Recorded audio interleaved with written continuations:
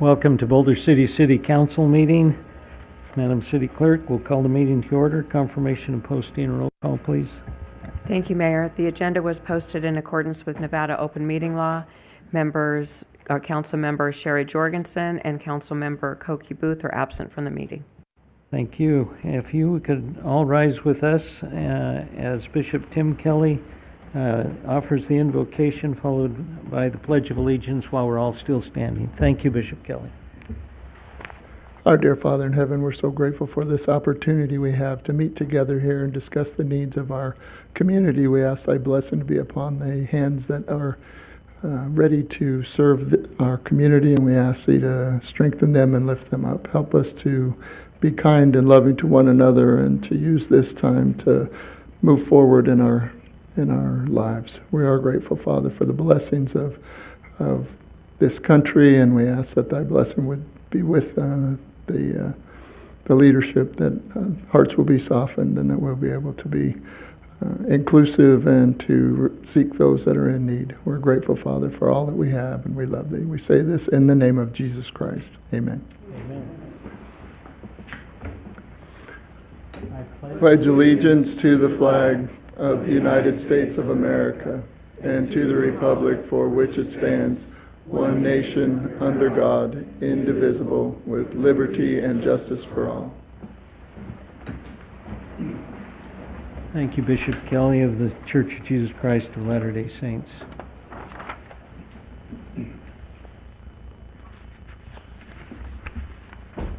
In the way of public announcements, I've been instructed how to say this. We have a proclamation for the Boulder City Sunrise Rotary Club, which has been a pillar of community service and charitable action and fellowship in Boulder City. Whereas the annual Wurst Festival. There you have it. Is a beloved tradition that brings together Rotarians, neighbors, families, and visitors in celebration of Boulder City to raise funds and scholarships for its phenomenal youth. And whereas this beloved festival celebrates the 29th year as it showcases a live auction, basket raffle, live DJ and music, antique show, car show, and the best Bratwurst.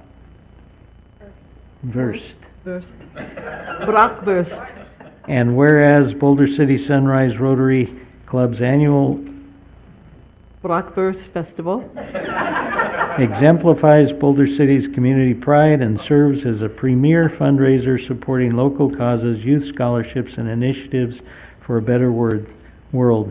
Now therefore, I, Joe Hardy, Mayor of Boulder City, Nevada, hereby proclaim the last Saturday in September, which falls on September 27, 2025, as Annual Wurst Festival 2025.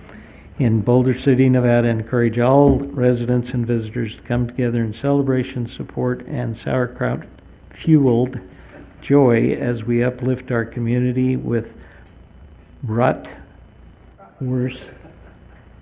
in hand and service in heart.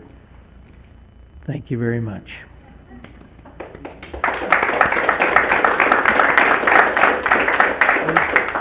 Now, it probably is wise to have recognized, particularly for city employees who are members of the Sunrise Rotary, that they should be recognized. We have Steve Walton, Sherry Jorgensen, Tammy McKay, Michael Mays, Aaron Johnson, Joe Stubitz, all who work for the city.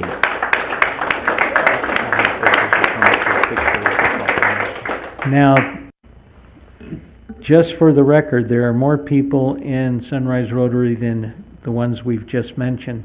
So we probably ought to have everybody come up who's a Rotarian or used to be a Rotarian or wish they were a Rotarian or have a t-shirt that looks like a Rotarian come up for a picture with us.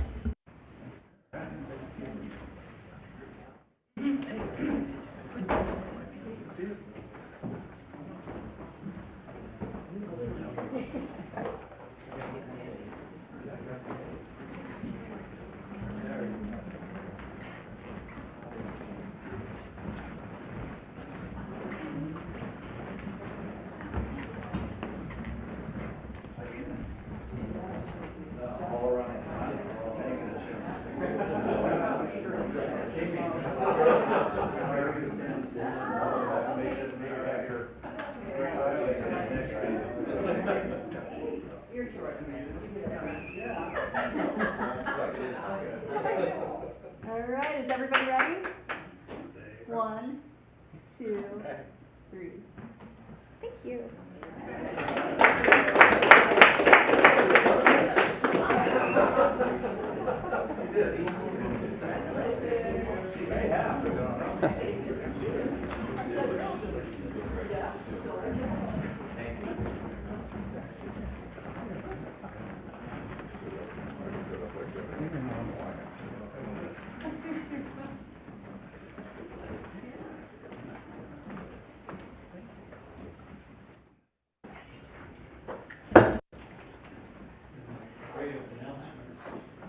I was given the official live auction booklet too.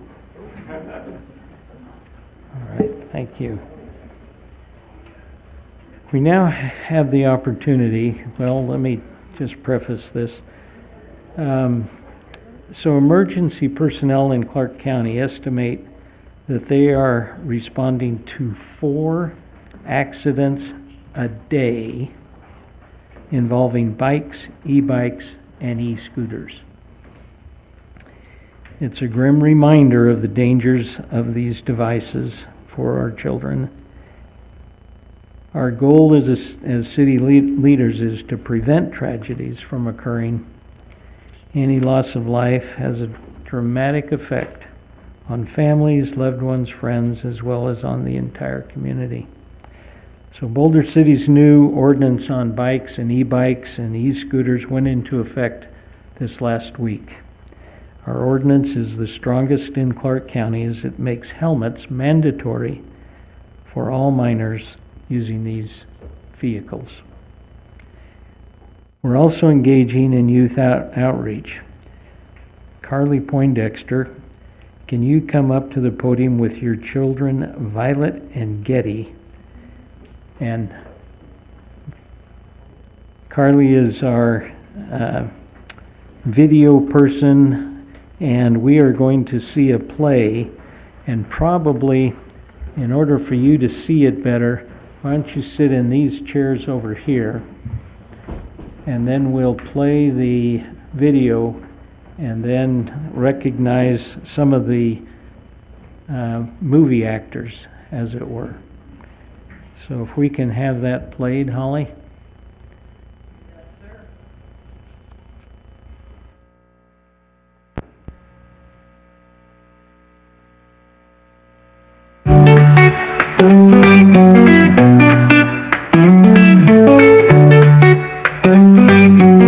Hi, I'm Ruby, and I'm here to tell you about what Boulder City is doing to help keep kids like us from getting hurt. If you use bicycles, electric scooters, skates, toy vehicles, scooters, or skateboards, listen up. The law says all minors riding bikes, and electric scooters must wear helmets. Watch your speed. It doesn't matter if it has an engine or not. You can only go 15 miles per hour on sidewalks or paths where people may be walking and under the posted speed limit on city streets. You can't ride on anything like grass, fields, playgrounds, tennis or pickleball courts in city parks. If you see a path on the right side of the road, you can ride bikes, or electric scooters there, but not roller skates, skateboards, or non-motorized scooters. Never park in the way of people walking or in traffic. If you are riding near shops, restaurants, hotels, banks, office buildings, and public buildings, walk your bike or scooter to protect yourself and others. And be sure to follow the rules. Your parents could have to pay $150 or more if you get in trouble. If you are not sure how this affects you, have your parents check www.bcnv.org/bike safety. All the information they need is listed on that page. Thank you for taking the time to listen. Wear your helmet and be safe.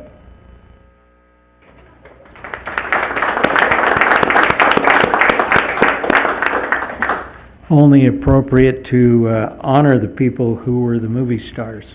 We're going to go have a picture.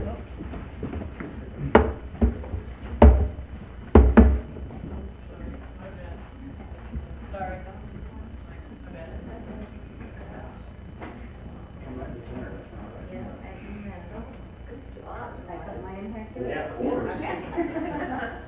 So, Getty, congratulations. Which role did you play there? Okay, you did a fine job. And Violet? I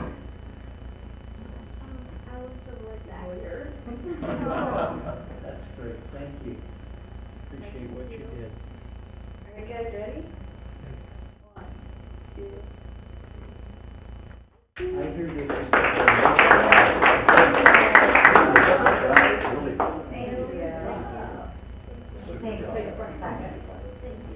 Getty?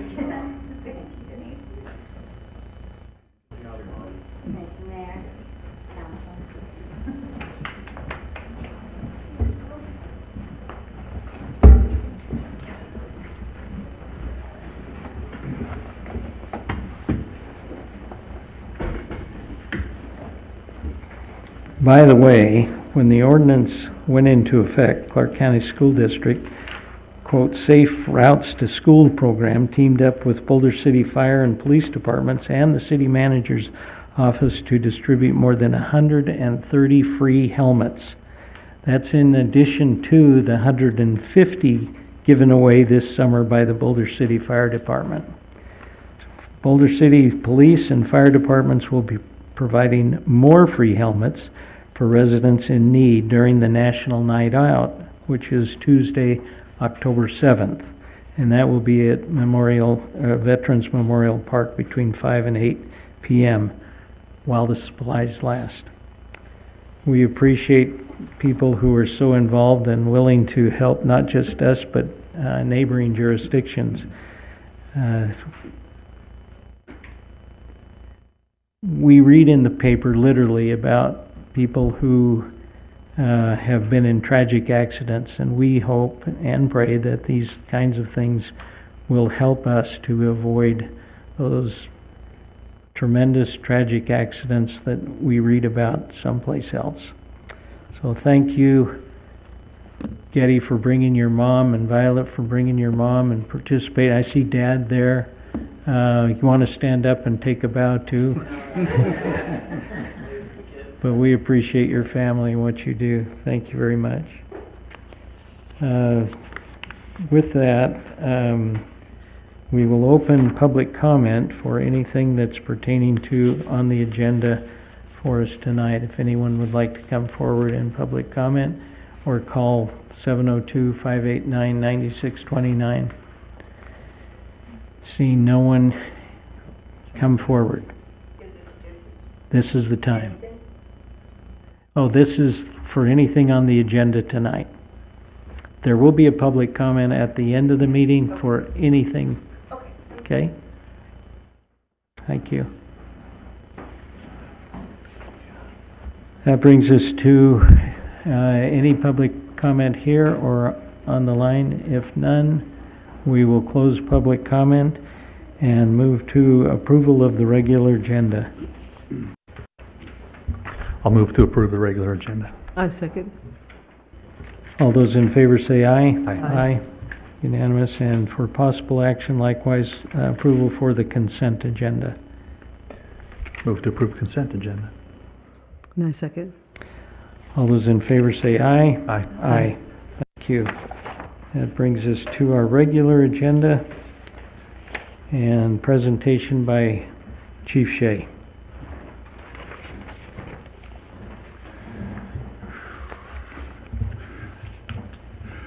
Good evening. This is our annual kind of synopsis of the department, but crime stats from the previous year. And like I say, this used to be 2 parts. We did 1 part in the spring and 1 part in the fall, but because of the delay in getting data, we combined them both into this period.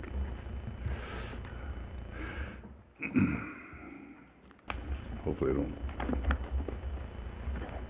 Oops. What did I do, Holly? What's that? Pink dot? That's for you. There we go. This is the organization chart and how we're broken down. We have three main divisions, each one run either by a lieutenant or by the support services manager, and these are functions. So in some of these functions are people that are assigned, but they're also collateral duty assignments. So there's not like just one person assigned to some of these things. These are more of a functions chart and a duties chart and how we're organizing, we get things done.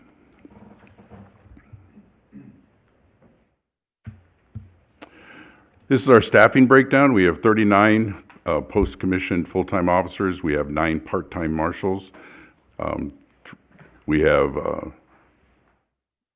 non-commissioned, we have 19 and a half full-time people. We share one person with community development, that's the code enforcement. And we have 21 part-time non-commissioned and 18 volunteers. The 39 commissioned is everybody. That includes me and the deputy chief. That's all the full-time commissioned personnel. Those are authorized positions. This is a 5-year UCR comparison. UCR is Uniform Crime Reporting. This is the system the Department of Justice has used since the 30s. It has actually gone away pretty much, and we moved over to a thing called IBR. So this will be the last time this chart will be presented. And to make this happen, I have to go through IBR and extract data that's not in this format anymore. The ones for 24 that are in blue went down from 23. The ones in red went up. And when you think about these numbers, there wasn't too many years ago where the burglaries were in the 130, 140 range a year. Vehicle thefts were in the 40 range, 46, 47 range every year. So we've seen quite a drop in crime over the past 15, 20 years. Most of what we do is not encapsulated in things that are captured by the Uniform Code. These are things that officers spend a significant amount of their time on.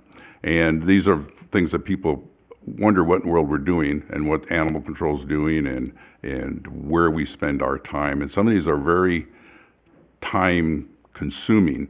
One event could take 5, 6, 7, 8 hours. A simple thing like a traffic accident with injuries we have to assign multiple people to.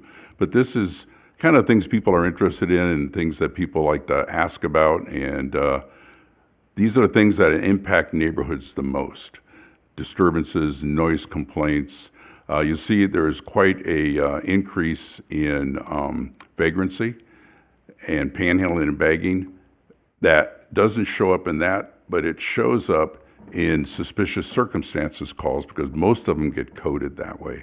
Something suspicious about a person. So you can see it went from 674 up to 1538. But a lot of those are we get multiple calls on a suspicious person. We'll get 5, 6 calls a day on the same person as the shift goes on, and then the next shift comes on and they'll get another call and may not realize they already talked to the guy 2 or 3 times that day. I threw something else in here this year. I put in drone complaints because we're seeing more and more of those. We had 11 drone complaints last year. Runaway juveniles are up significantly. A big part of that number is because of St. Jude's and the runaways from there. So you can see we went from 29 2 years ago to 79. We were 98 last year. So it is having a bit of an impact on us.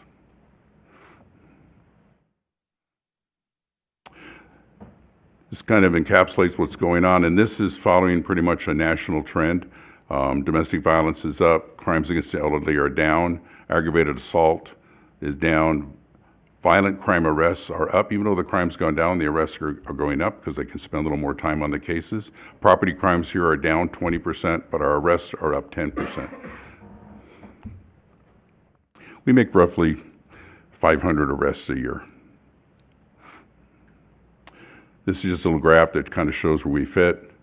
Boulder City's in the green. And this is crimes per 100,000 people. That's how the data is collected, even though we're not even close to that, but that's the formula that's used. And you can see Nevada's in the yellow and National's in the blue. And we pretty much held right here for the last few years. Significantly less, it's a pretty safe place to be. Animal control, always very busy. 435 animals through the shelter, 209 returned to owners, 79 of them were adopted out. We still have less than 5% euthanasia. It qualifies us as a non-kill shelter, which was one of our main goals. We had 3 animals that died at the hospital. 23 wild animals were captured. Most of them are the ones you see there on the end of the snake capture pole. So our animal control officers picked up, our officers also get those. They carry coolers with them in the cars and the snake sticks, and they'll go and put them in a cooler, take them out in the desert and let them go. And animal control were involved in dog bites to humans, 25 last year. Communications, we have 10 full-time dispatchers authorized. Right now, we are at 8. We have a remodel going underway on our facility across the street. Hopefully it'll be done in January 26th, and we'll decide where they're going to go and stay. They handle about 25,000 calls there a year, and the average answer time is 4.2 seconds. We have computers that track all that, so that's from the time the phone starts ringing to the time they can get on the line, because frequently we have one person working, and they have to handle everything, both radio systems and the phones. The G2 fire dispatching system's operational. This really cuts down on the fire department response times, because as the dispatcher is typing the event in, it translates it into voice and broadcasts it to the fire department. So they're getting data as the dispatcher is typing it in, and it saves a lot of time. Otherwise, the dispatcher would have to type it into CAD and then broadcast it to them. We have records and support personnel. These are the ones that people that really keep everything operating. This 3 full-time, 1 part-time, and they process all our reports, all the public records. They assist the courts and city attorney, make all the NIBRs. That's the new data entry system that has to be done. The thing about NIBRs is before, if you had a crime at your house, for example, you would have one event. They would take the more serious crime, and that's all that was entered. Now, under the new system, every single crime that occurred in that one event, and there could be 5, 6, 7 of them, are all being captured now and put into this. So when you see NIBRs next year, you're going to see increases in the areas. Those crimes had been committed before, but they weren't captured because they only took the more serious and captured it. NIBRs now takes everything and puts everything in. And you'll see that sometimes in the paper when people are arrested, you'll see multiple charges that they've been charged with. That's what NIBRs will now. They also process all our purchases. We run DMV services on Wednesdays, and we process our paper. We also have it staffed, so we actually have staff for the public there Monday through Friday on daytime. So we don't close on Fridays. We stay open. Evidence, that's several offices downstairs. We actually have a lot of stuff that gets turned into us. We have one person that manages that. He also does all the confiscation, drugs destruction. It's all done with an incinerator that was given to us basically through a grant program with the Attorney General's office. We installed it down near where the ranges are, and we burn quite a bit of narcotics there, and other agencies also use that. And Mike Crook, that's the gentleman over there, he goes down there and supervises, and that's all being done. He also operates the fingerprints and does all that, and the fingerprint machine is now back up and operational. Challenges for us, really, our police facility, as we all know, it's approaching 100 years old if it isn't already. We're doing some remodeling right now. In the future, where we're going to go into the future, there's been 2 prior attempts for a new police facility that started in the 70s. So they knew in the 70s that this probably wasn't going to last forever here, but we're still there. Succession planning is always an issue for us as we develop our people for the future, and we're getting a pretty good handle on this now. When I started here a few years ago, there really was none. It was non-existent. But now we have people that not only are in the ranks doing the jobs that you want people to move up into, the middle management, but they've all been to advanced training. Both lieutenants now have been through the FBI National Academy. One of them sits on the board. It's Lieutenant Albowitz. Deputy Chief Johnson, he's gone through the FBI National Academy. He sits on the board for the Nevada Sheriffs and Chiefs Association. And then me, I'm a Nevada Post Commissioner. So we make sure that Boulder City is well representative, and we participate statewide and regionally as much as we possibly can. Staffing in a changing environment, we're all facing that. It's very difficult to recruit. It's very difficult to find enough personnel to fill all the vacancies. It's a nationwide problem. People don't want to work night shifts. They don't want to work all night. They don't want to work on holidays. And people have a tendency to move from job to job much faster than they used to. And all areas of employment are finding that. But public safety has been pretty hard hit with this. It is really difficult to to recruit. Mounted unit, this was something that was placed into the code a couple years ago. It was very predicated by some very specific circumstances that if we could not replicate, we really couldn't do this. And the things that allowed this to continue retired, and we really don't have a way to method to keep this up. So our mounted unit under the police department is morphing, and the city's going to be sponsoring a group of volunteers that were our volunteers when we could run it, and they'll continue on doing what they can do outside of the police department. So you'll still see them there. They're great people. They did a great job for us. It's just that we no longer have the ability to manage it because we lost a unique key person that we could not train a replacement. We tried. We just couldn't do it. Accreditation is one of the things in our strategic plan. We can do it. It comes at a cost. We would have to develop an accreditation manager position. We have a way of doing that without adding an FTE, but we have to pay for accreditation. It's about $11,500 for an agency our size. We'd have to pay for the first-time assessment, which is about $5,500. Then it's $4,500 a year to maintain the accreditation. And it would take us about 24 months to 36 months from initially enrolling to getting accredited. I believe it's a worthwhile thing to do. We just have to wait, I believe, until the budget gets better. But first year, if we developed an accreditation manager, it would be roughly $84,000 just for the first year. And then that accreditation manager position would have to stay because there's continuing things we have to do every year to keep and maintain the accreditation. So if you, I just want to also say that we sometimes think of the police department as a thing, as a place, as a it. It's not. It's people. And it's people with families and people with, good people. And I just want to kind of put this up here and say, this is the police department. And including the one in the upper left corner, which was one of our dispatchers coming to that Halloween party looking like me, apparently. And that's the deputy chief saluting her at the thing. So that's all I wanted to talk about today. And do you have any questions? Questions? I do. Just a couple. Thank you for your service, first of all. You leave your house to protect us, and that's a big deal in my book anyway. I was just at a meeting in Nellis Air Force Base, and they brought up drones and see something, say something. What is the actual procedure when someone does see a drone? Do they just call 911 or 411? Yeah, we call 911. Most of us, if not all of this area, because of the airport's really a no-fly zone. We have pilots and we have special permission for the two we have, which are really designed for the Boulder City Conservation Easement. In fact, the county bought one of the two. And just call us. And we've been pretty successful in tracking down the operators. And once we tell them the rules, they're pretty good at it. I don't think we've had any repeat offenders. But we do get complaints. People look out their window and there's a drone looking at them. So. Are most of them just private drones? Yeah, they're just people that go by. Recreation? Yeah. And do you contact Nellis Air Force Base when that happens? No, we did not. You don't have that communication No. going between the two? Okay. The other thing I wanted to bring up was coyote sightings on the Girl Street, quite a few. Just a couple of days ago, a neighbor cat was gutted by one, so they seem to be out a lot more. Is there something in place to...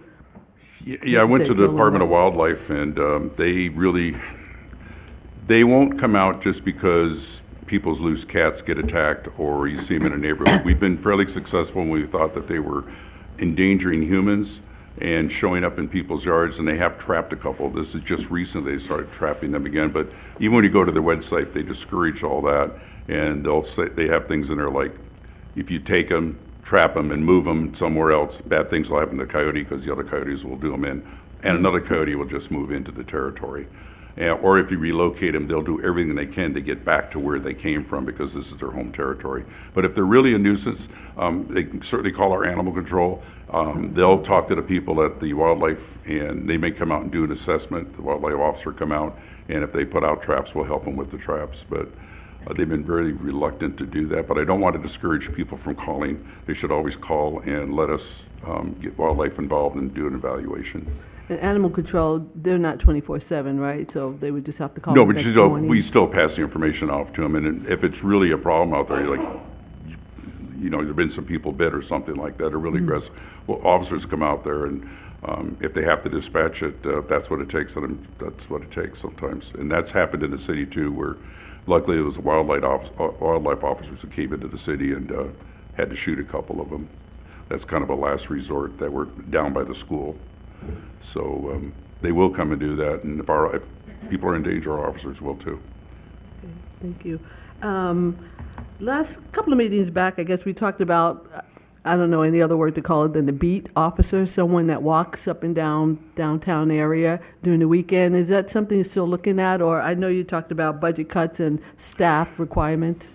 Yeah, one of the things we track is how many times officers go out on foot patrol. And, you know, it's several hundred times a year. Last year was 771 foot patrols they did. Then we also track a thing called business checks, and that's where people go and check businesses and things like that. But I do encourage them to go out there. I'll go out there and wander around sometimes too and go talk to the business owners, but I think it's really, it's a good thing. You know, I like getting officers out on bicycles and going through neighborhoods the weekend, and we did buy, we had regular bikes, and they complained a lot, so we have 2 electric bikes now. And but when we do that, they're really not able to respond to calls. That's the only thing, is that other officers lose one of their cover officers. So if we have more than 3 out there, I encourage them to go out and do that, especially when the weather gets down below 105. You know, it's a good thing. I think it's a good thing for them to be out there, and it's certainly a good thing for out there and do the foot patrols every once in a while. Okay, I just have a couple of more, if I Uh-huh. may. Accreditations, don't you have to have accreditations to stay in uniform? No, Or those are- this accreditation is, Nevada is one of the few states that does not have state accreditation. Many states have state accreditation, or you can do federal through a thing called CALIA. So here in Nevada, we only have CALIA available to us. And so that's one program. The accreditation, they basically come out and look at all of your policies and procedures and how you do things with your policies. And then they have what are called proofs, and they go and they talk to your members and they say, tell us about how you do this, and make sure they understand the manual. So our manual is, we've gone to Lexipol manual. So Lexipol is a large company that does this all over the country. And so our manual and policies are sound. Now accreditation comes and does the extra step. I just, earlier this year, I helped do accreditation up at Henderson for their accreditation. Every 5 years, you got to reaccredit. Okay, and that's what I was going to say. Do you internally do it, spot check yourself in case there's Yes, an inspection? that's what the accreditation manager has to do. There's 600 proofs, and each of the 600 proofs has to be updated and kept up and put out and make sure people understand what to do. So it's quite a process. Okay, and the last thing I just want to say is thank you. I came and I spoke to your volunteers, and I had no idea there was that many volunteers. Can you tell us how many you actually have in-house? Right now, I think we have 18. Yeah, that was It quite a bit. fluctuates. Pat Richardson, he kind of takes care of that whole group, and they're fun. And when you look at the broad section of their backgrounds and experiences, it's really kind of an interesting group of people. You have from airline pilots to everything you can think of. I do have one more, if that's okay. See ClickFix. And I talked to you about this a couple of weeks ago in reference to why it's anonymous. Can you kind of talk to that? And who's in charge of See ClickFix? It's not the ClickFix is police not a police department, department thing, and everybody right. thinks it is, so that's why I Yeah. wanted to maybe address I think all that. systems, I can't speak for why ClickFix is really anonymous. I know in the police department, because people are reluctant to identify themselves sometimes because they fear retaliation, we still take anonymous complaints and respond to them. And I would imagine ClickFix is probably in the same boat, that some people fear retaliation with reporting something.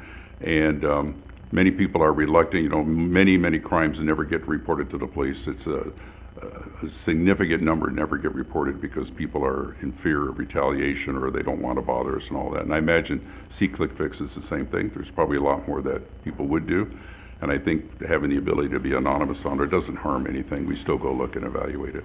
But So again, that's is it my under the opinion. rec center? Excuse me? Is it under the rec center? Who actually looks at I think it's under Public Works. Public Works? Okay. Yeah.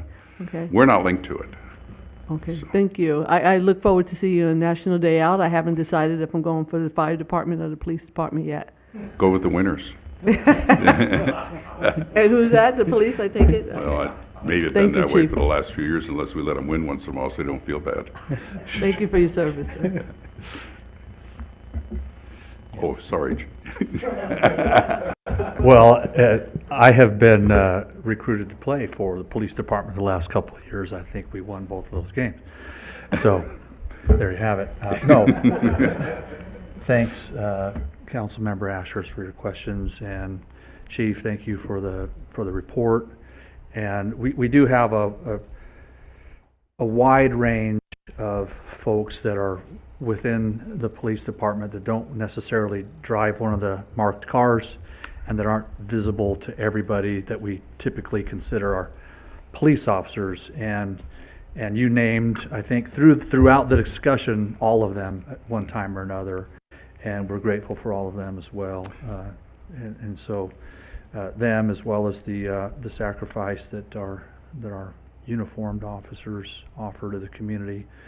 I know something of working holidays and long hours and late hours and overnight shifts and missing family events and the variety of stresses that come from seeing things that are difficult to deal with. And so truly we're grateful for our uniformed personnel that deal with those things and all that support them as well. It takes a whole group of individuals to manage that. So Yeah, it does, and say this, the city and the environment we have here, for those of us who've been in the business for a long time, and you know the toll it can take, allows our people to spend that critical time and to keep those critical bonds with family that are so important, that allows them to come and do this job every day.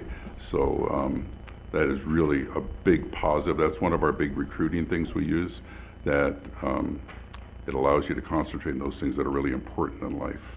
And for those of all of us who have let things like that wane when we were younger and wilder, learned our lesson. And so I really appreciate the environment here to work in. It's wonderful. thank you. Thanks, Mayor. Thank you, Councilman Walton, Councilwoman Ashurst, appreciate that.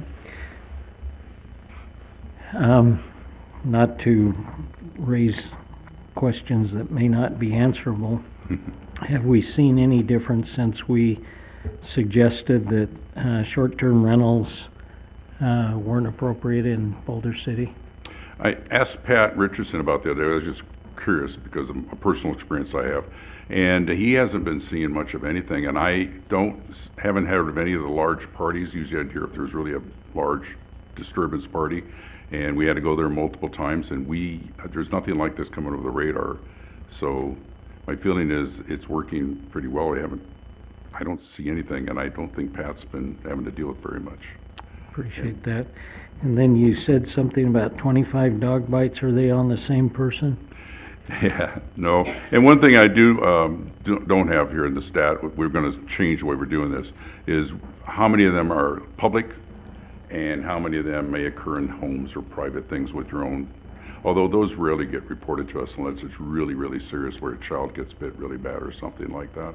You know, I know my dog bit me. I never would call anybody to come take care of it. But most of those should be public bites. Are they on leash, off leash? Yeah, we track that too, and whether they're on leash or off leash, Okay. or escaped from the yard. You know, that happens. Storms happen.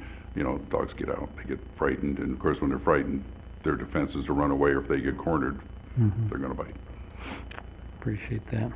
So your DMV services, what services do you provide for DMV? We can do vehicle renewals. Certain ones we're prohibited from doing. If we also, any day of the week, we'll do the inspections of inspections, so you don't have to go to DMV.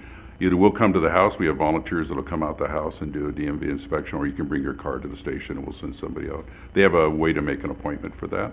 And then when you come into the office on Wednesdays, we can do vehicle registration renewals pretty much. If it's out of state, I don't believe we can do the out of state because that requires a vehicle inspection, and we can't do the vehicle inspection.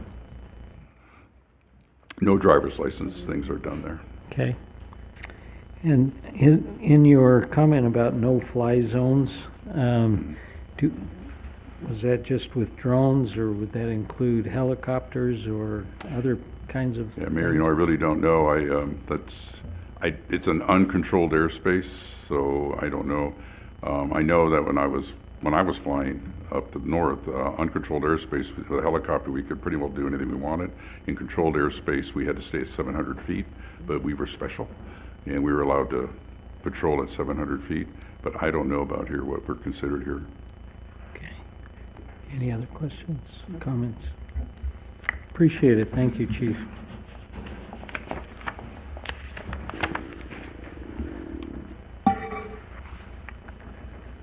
And that will take us to the bills. We need an introduction on bill number 2087. I will introduce Bill 2087 and waive the reading except for title. Thank you. Thank you. Bill number 2087, an ordinance of the City of Boulder City, Nevada, amending Title IV Business Regulations, Chapter 10, Massage Technicians and Massage Centers to bring the city code in compliance with state requirements. This matter will be considered at the October 14th meeting. Thank you. And brings us to number 12, consideration of bill number 2086. Mr. Stubitz? Good evening, Mayor, council members. Joe Stubitz, your Utilities Director. Item 12 is consideration of bill number 2086. This is to update the Boulder City Municipal Code by amending Boulder City Municipal Code Title IV, Business Regulations, Chapter 11, Cable Communication Systems, and Chapter 12, Public Utility License with a new Chapter 12 titled Public Utility Regulations. The City of Boulder City seeks to clarify and modernize these regulations regarding the use of public-owned infrastructure by private utility providers through franchise agreements. If this ordinance was passed, it would require that all public utility providers enter into a franchise or communication facility agreement prior to installing facilities within city right-of-way. The additional fees that would be established would be a one-time agreement fee of $500, an annual fee of $100 per location for wireless communication facilities installed on city property, and an annual fee of $1 per linear foot for the use of city-owned cable or conduit. This would not apply to video service providers as they are regulated by the state of Nevada. A business impact statement was prepared and distributed to registered public utility businesses and the Boulder City Chamber of Commerce in accordance with NRS 237.090, and there was no opposition to the proposed changes that were submitted. I'm happy to answer any questions if you have any. Questions? I would accept a motion to approve bill number 2086. Make a motion to approve Bill number 286 to update Boulder City Municipal Code by amending Boulder City Municipal Code Title IV Business Regulations. I'll second that. Moved and seconded. Any discussion? All those in favor say aye. Aye. Thank you. It's unanimous. Appreciate that. That brings us to regular business number 13.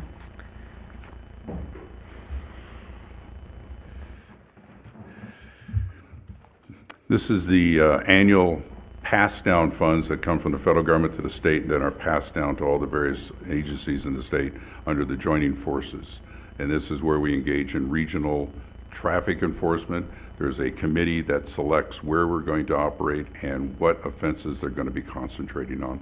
This is purely reimbursement. We get reimbursed for all of our overtime expenses, vehicle use, and all that. Matching funds for this consist of on-duty time for people to manage the program, schedule things, and occasionally one of the units may be an on-duty unit when they participate. Any questions? Just clarification, Mayor, if you don't mind. These are generally on what we might consider highways, such as Boulder City Parkway or main thoroughfares. They can be. It depends on what their target is. Sometimes it's seatbelt enforcement. Sometimes it could be speed and seatbelt. Sometimes it's crosswalks where they'll dress guys up in costumes and have them at crosswalks and do things like that. Okay. Just depends on where they're going to be and where they're having problems at. One of the things I don't know what's going to happen in the future. I would like to do a little bit more school zone enforcement, so we'll see how that goes. But Thank you. it could be anything like that. There's no restriction on where we do this at. Thank you. I think it's important for everybody in the community to know that even though you see a police vehicle that has a different entity written on the side, in enforcement actions like this, they have the authority to participate in enforcement within our own community. Right. And Nevada officers have authority everywhere in the state. So it's, yeah. thank you. So we work together. Yes, it works out really well. You'll see cars from as far as Mesquite here occasionally and so forth, but it's a really good program, and it allows us to get a concentration of resources here. When we have a specific targeted problem, we can put in and request an action here if we need one, and it works out really well. And this is to get reimbursed, basically. Completely, yeah, it's reimbursed. We get reimbursed for the overtime money spent. So it's in its own account, so the money goes out, it goes back. So at the end of the year, we should have the same amount of money in the account that we started with. Thank you. Questions? I would accept a motion to approve Resolution 8039. I make a motion to approve resolution number 8039. Second. Any discussion? All those in favor say aye. Aye. Unanimous, thank you. Brings us to number 14, Resolution 8040. This is a new type of grant program under the same canopy, and they just redirected these funds for some different programs. Both of these programs also have more than just enforcement. They also have education, advertisement. You'll see all sorts of things out there for these programs. Same kind of deal. It's targeted for impaired driving specifically, and it's purely reimbursement for all the overtime we spend. We're reimbursed for it 100%, and the vehicle usage. So these grants, they cannot cover e-bikes or anything like that, just strictly impaired driving? This one is, and joining forces are only applied to the committee approved enforcement action for the days that they approve and the locations they approve. So they'll say we're going to go on the 215 and we're going to do speed enforcement. They may pick some major arterials, and we're going to do crosswalk enforcement where they've had a lot of pedestrian collisions. And they pick out, or sometimes they'll pick out seatbelt enforcement or just speed enforcement. And we'll get enough leeway that we can pick our own streets in our jurisdiction and just do our own if we choose. So we have a couple of those a year where we're able to pick what we want to do and where we want to do it. I was thinking more on the level of putting funds towards education of e-bikes, but I imagine that would come from another Yeah, that doesn't source. come from us, that comes from the program, but they do all the ads and they do all the advertising on all the TV stations and newspapers and radios. Thank you. I would accept a motion to approve Resolution 8040. Move to approve 8040. I second.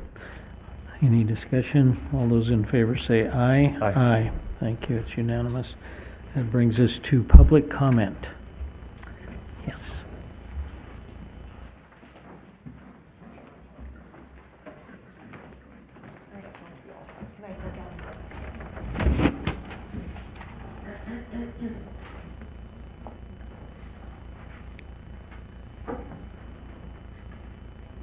Thank you. Thank you.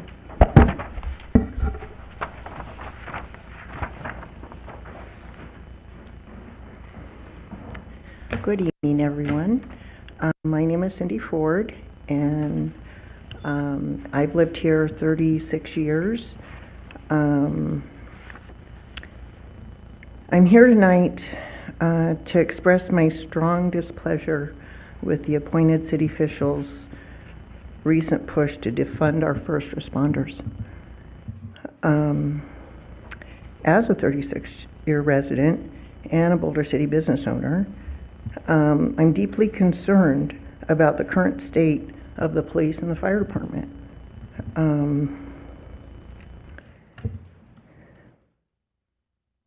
BCPD is now the lowest paid in the enforcement agency in Nevada. This has a result in officers leaving to join other agencies that offer better pay and working conditions, jeopardizing the safety and security of our community.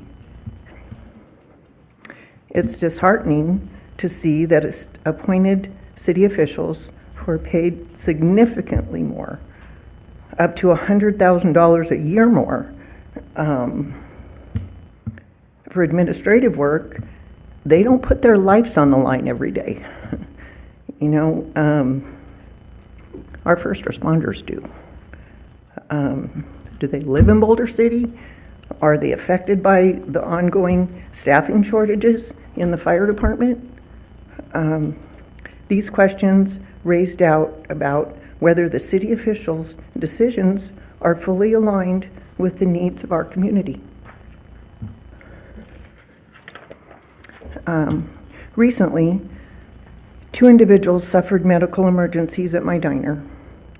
Thanks to the rapid response of the local fire department arriving in under 5 minutes, both lives were saved. Had they been have to wait till Henderson got there, because if our units are tied up, since we only have 3, the outcome could have been really tragic. One person had a stroke. You know, it was bad. But he lived because of the Boulder City Fire Department and the doctors, of course. Another example recently, our school resource officer was battered by a student, and there were no ambulances available to transport him to the hospital. We didn't have anyone to take one of our first responders to the hospital after he got hurt. You know, Boulder City Fire Department and the police department are now stretched thin. At any given time, there are only 3 units on shift, 1 fire truck, 2 ambulances, and 3 police officers, covering a town of 15,000. They respond to not only Boulder City, but also areas like Lake Mead, the lake, miles and miles. Actually getting on a boat at times to respond to on-water calls if they have to. They go all the way to almost to Searchlight. They do the I-11. They do, including transporting patients to Las Vegas and Henderson hospitals. This expanded responsibility puts our community at risk. Again, 3 officers, 3 units to cover all of that with a large elderly population. If you have things written down, we'd appreciate that. Well, this was the Okay, part that I gave you. Appreciate And then the emergency medical services, they did 140. Non-emergency lift assist, 49. Service calls, police assist, public assist, 27. Multiple aid. We go to Hoover Dam. We have to go to Hoover Dam. If we go to Hoover Dam, if we go to Lake Mead. what I'm trying to say is you've used up your 3 minutes, Oh, I didn't know that. but Can I finish my, I won't read that, but can I finish? take this? 14 and a half seconds and Okay.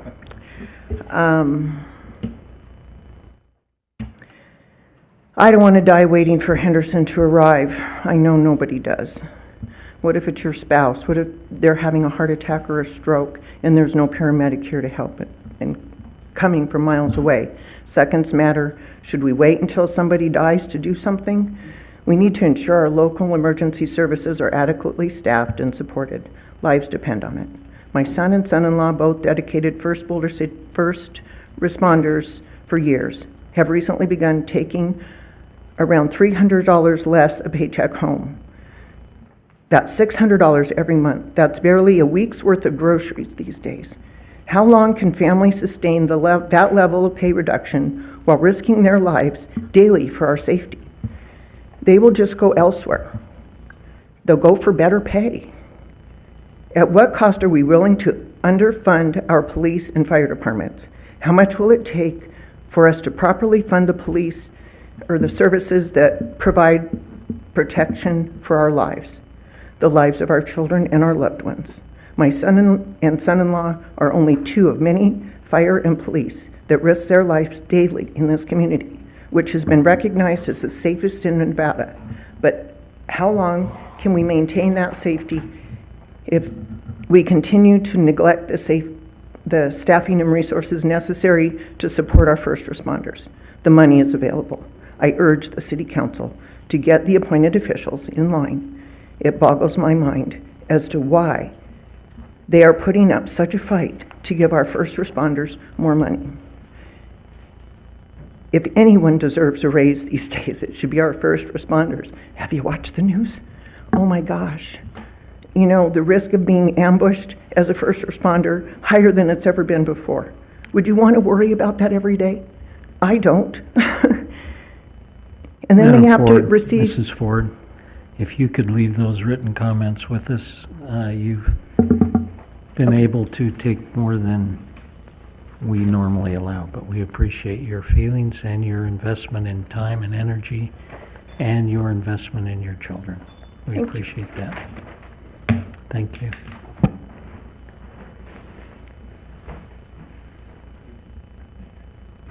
Thank you. Is there anyone else here who would like to have public comment? And anyone on the phone? We'll close public comment and go to City Council's report. Councilman Walton? Thank you, Mayor Hardy. We had our Southern Nevada Water Authority Board of Directors meeting on September 18th, and just a few highlights from that. We started 2023 in a Tier 2 shortage, which means we have a percentage drop of the water allocation allowed per the federal water agreements. Fortunately, we came up to a Tier 1 only, so it goes 1, 2, 3, meaning 1 is the least shortage and 3 is the worst shortage. So we came up in 24 and 25, fortunately, but the trend shows that we're potentially by 2027 going to dip into the Tier 2 shortage. So all this really is just the highlight is we need to be very, very conscientious of our water use. Our water use in Boulder City is reduced overall in the last 3 years by 20 to 25%. There has been a slight increase, less than 4% increase in the last these last 8 months of this year that we have record for, but that's just based on customer usage pattern. Could be hotter temperatures, drier, whatever the case might be. But thank you to our community members who have helped us reach that overall reduction in the last 3 years of 20 to 25%. We did also vote to make the $5 reimbursement for water smart landscape conversion extended. There is no termination date on that, as there was in times past. So we encourage our citizens to consider or reconsider if they have the water smart landscape conversion for $5 per square foot reimbursement. And staff has received the first draft of the return flow feasibility study. But there were a lot of questions that had to be answered and addressed. Staff is addressing those and setting up appointments to visit with the Water Authority for further clarification. So there's really no ability to discuss that at any length at this point, but there is progress there. Questions regarding costs, impacts, and so forth. So that's the report summary that I have right now, Mayor. Thank you. Thank you. Councilman Asher? Thank you, Mayor. I attended the Civilian Military Council executive committee at Creech Air Force Base last week, and some of the discussions were, first of all, we thank them for attending the Shane Patton statue unveiling. They really had a neat time coming down to Boulder City, and they always express how they love coming down here for any reason. In stating that, they also told me that they have dedicated a building. It's the reserve building on Nellis Air Force Base in the name of Shane Patton. So I will pass that on to the family if they don't already know it, but that was such an honor to hear that as well. We talked about airspace incursions with North Las Vegas primarily because that's who they are adjacent to, and they're working on that in a partnership. We talked about the awareness of drones, and if you see something, say something, and it said anywhere in Southern Nevada they are concerned with drones, and that's why I asked the chief earlier if we had that program set up with them, so I will run that to task with Chief Shea and put them together with the Air Force on drone activity. North Las Vegas reported that they have a 135-acre master plan in North Las Vegas, so that should be interesting to see, and we'll keep track of that and how many buildings that will be using water in that area, but that's a big plan that they have, and I'm sure they have taken all that in consideration. The Air Force, if you're Air Force and you attend the Air Force Ball, they're having their 78th annual, which we just celebrated a birthday a couple of days ago. The next air show is 2027. They used to have them every year. They now have them every other year because of budget cuts. So for the Air Force enthusiasts in the group or online, the next air show is 2027. We also invited them down to Wreath Across America, which takes place December 13th, where we lay wreaths on the grave sites down there and honor those fallen soldiers. And most of them always attend. They've been attending for years. The group ended with a tour of Creech Air Force Base. They went into a simulator, and they got to see a dog show, how they actually work with their canines there. So it really an impact meeting. It's only quarter. I wish we had more, but it's quarterly right now. And if you have any questions about that, just let me know. That's all I have. Oh, go Air Force. Thank you.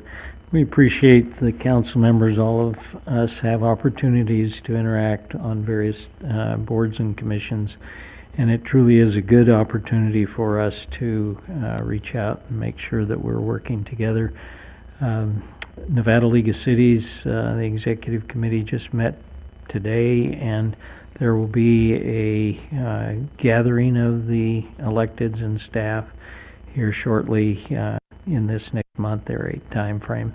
But it is a time where there are lots of problems to go around, and we are grateful for the opportunity we have to have citizens keep us informed as well as allow us to be instructed. So with that, meeting is adjourned. Thank you.